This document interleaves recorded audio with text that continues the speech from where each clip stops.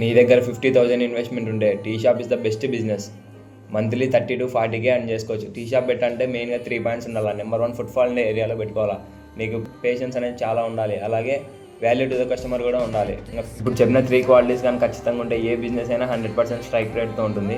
మంచి లొకేషన్లో ఒక చిన్న రూమ్, దీనికైతే 10,000 తీసేద్దాము.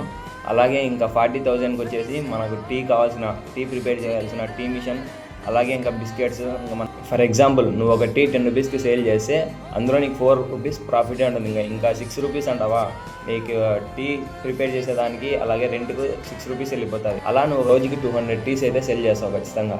ఒక రోజుకి మన ఎస్టిమేషన్ ప్రకారం 200 టీస్ సెల్ చేసినా నెలకు 6K టీస్ అయితే సెల్ చేస్తాం మనం. K ఇంటూ 10 రూపీస్ చేస్తే ఆల్మోస్ట్ 60,000 రూపాయలు వస్తుంది ఒక నెలకు. అలా మన మార్జిన్ వచ్చేసి 40%. మిగతా 60% అంటావా, మన మెటీరియల్స్ ఏవైతే టీ ప్రిపేర్ చేశాక దానిలకు అలాగే మన రెంట్కి సరిపోతుంది 60%. జస్ట్ మనం ఒక టీ మీదనే 25,000 అయితే అర్న్ చేస్తాము నెలకు. అలాగే ఇంకా మిగతా 15,000 అంటారా బిస్కెట్స్ మీద, అలాగే మనం సెల్ చేసే సిగరెట్స్ మీద ఈజీగా అయితే 30,000-40,000 అయితే టీ షాప్లో మిగులుతుంది. మరిన్ని బిజినెస్ కంటెంట్ కోసం మన పేజ్ అయితే ఫాలో అయిపోండి.